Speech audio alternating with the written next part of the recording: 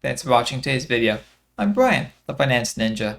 In today's video, we're talking about the dreaded topic of the absolutely massive insider selling at Palantir, as well as the stock-based compensation within that was recorded in the last quarter.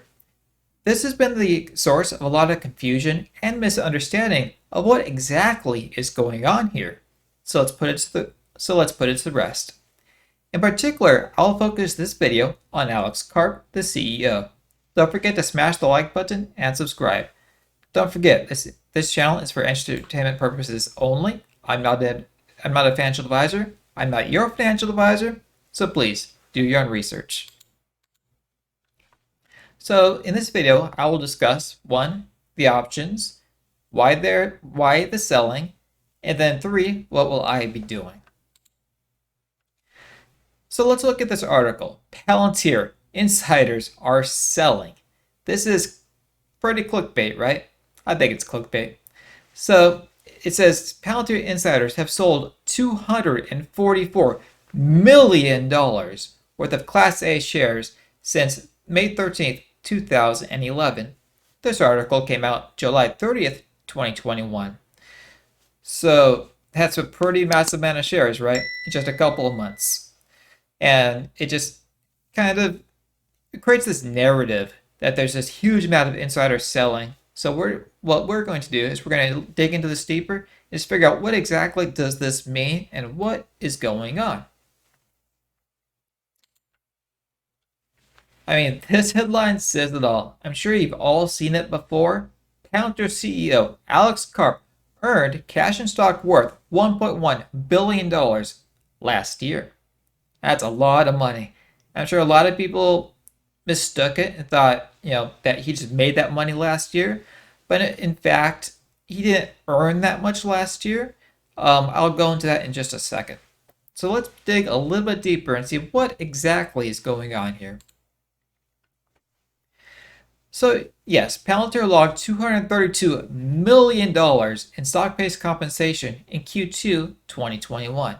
That is massive, right? I mean, look at this. It's nearly 5 times the research and development budget. R&D, $50.6 million. Stock-based compensation, $232 million. I mean, if you look at this without context, that number is huge. I mean, just look at this. It was large enough to turn a substantial profit into a substantial loss. It took a profit of $116 million and turned it into a loss of $146 million last quarter. So this is not a small number we're talking about here. And Palantir even had to pay taxes on this. $27.7 million in taxes paid on this stock-based compensation. So let's dig into the details. What is this? What is going on? So, in the last earnings conference call, Q2, the question of insider selling was brought up. Dave Glazer, Palantir CFO, said this, and start quote, "You're referring to the scheduled sales you see from a few times a month each month that started earlier this year. As I mentioned on the last quarter's call in Q1, I kind of messed it up. Karp was granted a large number of options 10 years ago that expire in December at the end of this year. In short, if he doesn't exercise the options before then, he will lose all of the shares. So far in 2021, Karp has exercised roughly 40 million of those options, selling half of the shares and using the funds to exercise and hold the remaining half. That is very bullish, actually. So they're just being sold for taxes, because when to exercise these options, he's going to take an income tax hit. So he needs to pay these taxes. So he sells just a portion of these shares just to cover the taxes, and then he's holding the rest. So this is very bullish. To put this into perspective, Karp has paid hundreds of million dollars in income taxes this year as part of these transactions and will likely owe a couple $100 million more by the end of the year.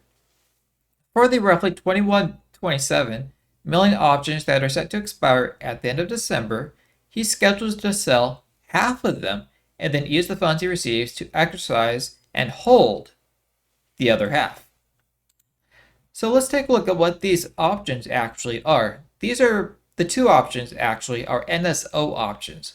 One was granted in 2009 of 60.9 million shares, and as you can see, this expired in December 3rd, 2021. And the second one is also NSO options, which were granted in early 2011. This is for 8 million shares. And this also expires December 3rd, 2021. So Alex needs to exercise all these options and then sell just the portion to pay for the taxes on them. It all makes sense. However, there's also a third option package that Alex Karp received just prior to Palantir going public. I think this is more considered like back pay in a sense because Alex, Palantir was, I think Palantir started roughly 17 years prior to their going public. Maybe it's 14, I forget. So during that time, obviously, they were a private company. So they were private for a very long time. So I think this is just a thank you from the company to Alex prior to going public. So if you bought these shares, you bought these after the IPO, so after Alex granted this option package. So how this option package works is this.